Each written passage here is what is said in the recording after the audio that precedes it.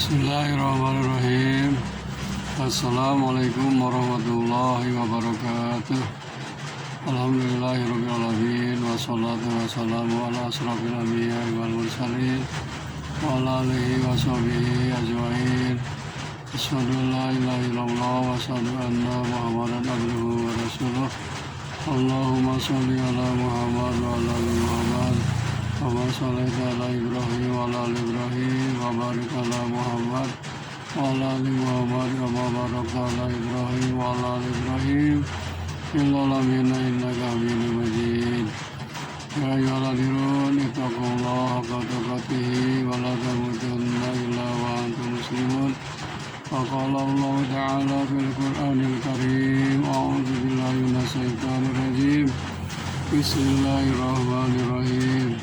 Wasta'inu bis-sabri was-salah wa innaha lakabiratun illa 'alal khashiyin. Shadaqallahul adzim. Para jamaah rahimakumullah, alhamdulillahirabbil alamin. Atas hidayah taufik Allah Subhanahu wa taala, pada saat ini kita masih diberi berbagai macam nikmat, khususnya nikmat jasmani, nikmat rohani, dan nikmat rezeki. Mudah-mudahan segala macam nikmat yang telah Allah berikan kepada kita bisa mensyukurinya. Amin ya Allah ya rabbal alamin. Salawat serta salam mudah-mudahan dilimpahkan kepada junjungan para Nabi Muhammad SAW, juga kepada keluarganya, para sahabatnya, dan tidak lupa kepada kita sebagai umatnya. Amin ya Allah ya rabbal alamin. Hadirin rahimakumullah, marilah kita tingkatkan keimanan kita dan ketakwaan kita kepada Allah Subhanahu wa taala dengan cara melaksanakan segala perintahnya dan menjauhi segala larangannya. Hadirin rahimakumullah, dalam mukadimah tadi saya bacakan ayat suci Al-Qur'an surat Al-Baqarah ayat 45. A'udzubillahi minasyaitonir rajim. Bismillahirrahmanirrahim. Wasta'inu bis-sabri was-salah. Minta tolonglah kepada Allah dengan jalan sabar dan salat. Wa innaha lakabiratun illa 'alal khashiyin. Sesungguhnya minta tolong dengan sabar dan salat itu sangat berat, kecuali bagi orang-orang yang khusyuk. Ayat ini menjelaskan kepada kita bahwa harus minta pertolongan hanya kepada Allah. Syaratnya hanya ada dua, yaitu dengan jalan sabar dan dengan jalan salat. Apa saja yang kita butuhkan, apa saja yang kita hajatkan kepada Allah, sebab Allah itu Allahus Samad, tempat bergantung, tempat memohon, tempat meminta kepada Allah Subhanahu wa taala. Tapi meminta tolong itu harus sabar, teguh, harus tabah. Sabar menurut Imam Al-Ghazali ada 5 macam.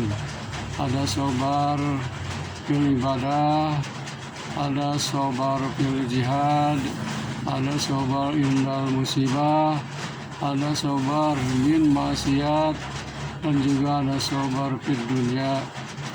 Contohnya, pertama, sabar dalam melaksanakan ibadah. Contoh oleh Allah Subhanahu wa taala dicantumkan di dalam Al-Quran peristiwa Nabi Ibrahim alaihissalam dengan anaknya Nabi Ismail alaihissalam, bahwa Nabi Ibrahim harus menyembelih anaknya sebagai pengorbanan, sebagai taat dan patuh kepada perintah Allah untuk termasuk ibadah. Allah menguji keimanan Nabi Ibrahim, menguji kepada anaknya Nabi Ismail alaihissalam. Karena dua-duanya soleh, maka akhirnya dia berlaku sabar, pasrah kepada Allah Subhanahu wa taala. Segala perintah apa yang diperintahkan oleh Allah, marilah kita laksanakan. Contohnya itu, selain kurban Nabi Ibrahim dan Nabi Ismail, banyak sekali ibadah-ibadah yang lainnya. Contoh dalam Quran ada kalimat aqimus shalah wa atuz zakah, dirikanlah sholat dan keluarkan zakat. Kita juga harus bersabar mendirikan sholat, sebab godaannya, rintangannya sangat banyak sekali. Kemudian zakat juga sama, banyak godaan dan rintangannya.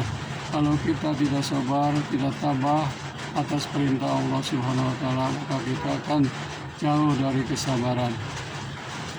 Yang keduanya adalah sabar fil jihadi, tabah dalam melaksanakan jihad, membela agama Allah Subhanahu wa taala. Dalam peristiwa zaman Rasulullah SAW ada sahabat yang ditawan oleh kaum musyrikin, sampaikan dia diikat, dipanah, dilempar dengan batu, kemudian dipukul, sampai-sampai dia itu dicincang badannya, tetapi dia itu tawakal kepada Allah demi membela agama Allah, demi mencari ridho Allah Subhanahu wa taala. Dalam berjuang membela agama Allah, dia berkorban dengan tenaga, dengan hartanya, dan dengan jiwa raganya. Itu contoh sabar fil jihadi. Kita juga selain itu, apa saja yang kita keluarkan, baik itu tenaga, ilmu, ataupun harta, itu termasuk jihad fisabilillah.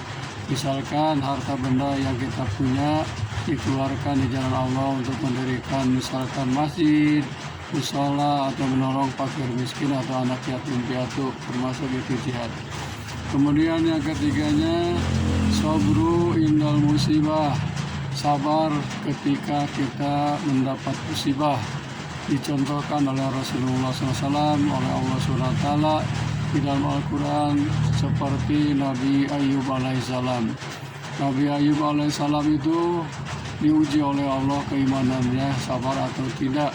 Pertama, harta bendanya habis, dibakar oleh orang-orang yang iri dan dengki. Kemudian anak-anaknya dibunuh sampaikan habis, rumahnya dibakar. Akhirnya Nabi Ayub alaihissalam tetap tabah, tawakal kepada Allah Subhanahu wa taala, karena Nabi Ayub alaihissalam jawabannya, inna lillahi wa inna ilaihi rajiun. Kami milik Allah dan kami akan kembali kepada Allah. Kalau harta benda semuanya titipan dari Allah, diambil oleh Allah, saya ikhlas. Setelah itu Nabi Ayub alaihissalam oleh Allah SWT diuji dengan musibah penyakit sampai bertahun-tahun. Tetap saja tabah, sabar, menerima apa yang diberikan, diujikan oleh Allah kepada beliau. Kemudian sabar min ma'asiyatillah, kita itu harus sabar atau menjauhkan dari berbuat dosa, berbuat maksiat. Dicontohkan di dalam Quran seperti Nabi Yusuf alaihissalam. Waktu itu dia digoda oleh seorang istri raja karena ketampanannya, sampai-sampai Nabi Yusuf alaihissalam ditarik-tarik. Kemudian akhirnya karena Nabi Yusuf alaihissalam kuat imannya, sabar meskipun diajak untuk berbuat salah, berbuat dosa, tetap Nabi Yusuf alaihissalam menolaknya. Itu contoh berbuat maksiat, berbuat dosa, banyak diantaranya, bukan itu saja. Kemudian sabru minad dunia, sabar dalam urusan dunia. Kita harus sabar, tabah dalam urusan dunia. Contoh Rasulullah SAW, Nabi Muhammad SAW dulu waktu beliau dakwah, sampai-sampai ada seorang kaum musyrikin merayu Nabi Muhammad SAW supaya berhenti berdakwah. Kalau kamu, Muhammad, berhenti berdakwah, apa saja yang kau mau, apa saja yang kau harapkan, mau emas, mau istri yang paling cantik, atau harta benda, saya akan berikan semuanya. Akhirnya Nabi Muhammad SAW menjawab, sekiranya matahari ada di tanganku, bulan ada di tangan kiriku, saya dakwah tidak akan berhenti. Itulah jawaban Rasulullah SAW, tidak tertarik dengan rayuan masalah dunia. Hadirin rahimakumullah, makanya kita kalau ada keperluan, mohonlah kepada Allah dengan jalan sabar dan dengan jalan sholat. Sebab sholat itu salah satu mendekatkan diri kita kepada Allah Subhanahu wa taala. Tetapi wa innaha lakabiratun illa 'alal khashiyin. Perbuatan sabar itu, perbuatan sholat itu untuk memohon kepada Allah itu sangat berat sekali, kecuali bagi orang-orang yang khusyuk.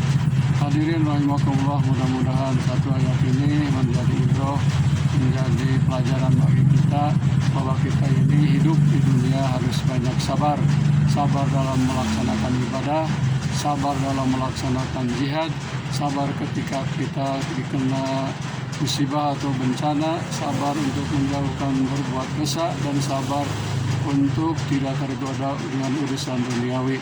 Assalamualaikum warahmatullahi wabarakatuh.